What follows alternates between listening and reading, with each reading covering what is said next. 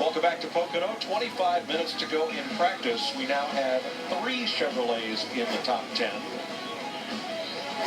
5 Fords and 2 Toyotas. Kyle Busch and Matt Kenseth. And here's Ricky Stenhouse, who's 22nd on the speed chart. Jamie?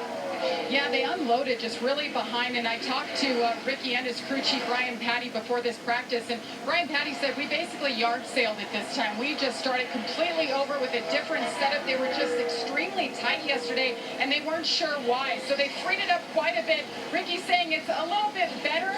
It just feels out of the track now in loose end, but he's also, you guys talking about the drivers-only broadcast coming up, he is taking it so seriously. He'll be a pit reporter today. He was out on the grid during qualifying for Xfinity Series.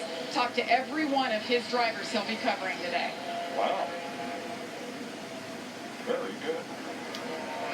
Speaking of very good, Micah McDowell, props to Levine Family Racing for carrying the FDNY Foundation on their car this week, Fire Department and New York Charities. And props to Michael for qualifying in the final round. Well, that's huge. Starting 11th. You know, he finished 23rd here last August, so cars, they've been finishing the top 20 every week.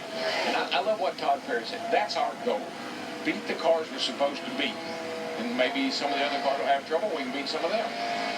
All right, let's check with Kevin Harvick's radio co-host, Matt Yoka. Every Tuesday night, Mike, 7 to 9. I hope you listen to. Looking at Harvick, he'll be on the broadcast later today, but right now he's focused on trying to make this Ford car better. Now think back to qualifying, and you touched on how he aborted his run in round 3 and hit pit road. The car was too tight off the tunnel turn.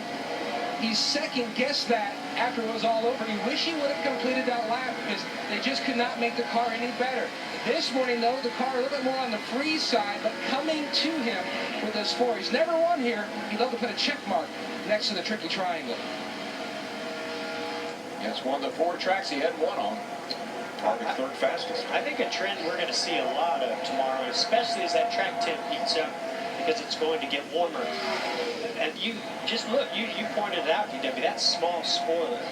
So they have very little downforce. And then they're trying to do a lot with very little downforce on this fast racetrack. I think they're going to be really loose in. I think you're going to see a lot of, when they get side by side, they're going to get really loose. I think by themselves into turn 3, into the tunnel turn, very loose conditions. Yeah, they used to complain about, I can't see over the rear spoiler. Now they complain about, I can't see my rear spoiler.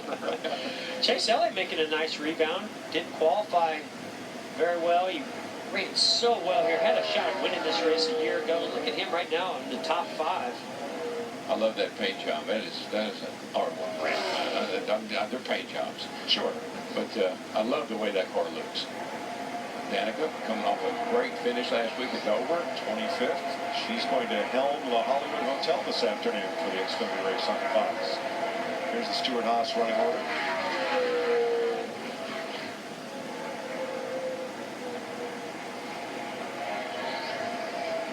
Boyer working on a run. Well, didn't you just feel for him last week? He was starting to put together a great race. Things are going well. He comes down pit road, comes off pit road. You know, first of the cars that had pitted was in great shape with fresher tires, and then that oil leak.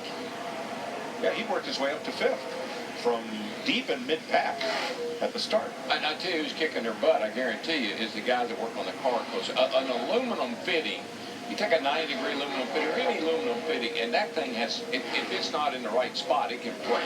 If you got a little vibration going on, a little pressure on it, we always had to be careful to put steel fittings, still the same 90-degree or whatever, but it had to be out of steel for that very reason. I'm not sure what happened there, but I've had that happen.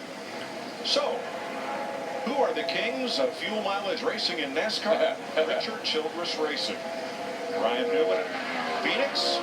Austin Dillon at Charlotte. And of course, you don't want to ask, the drivers have one reason why, but RC doesn't have the same, he doesn't have the same feeling as drivers do. Yeah, here we thought Brad Keselowski was the king of fuel mileage savings, but I think these Childress cars are starting to take over, and I think this could definitely be a race where that can play out.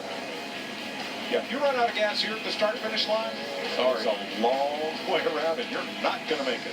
That didn't happen one time.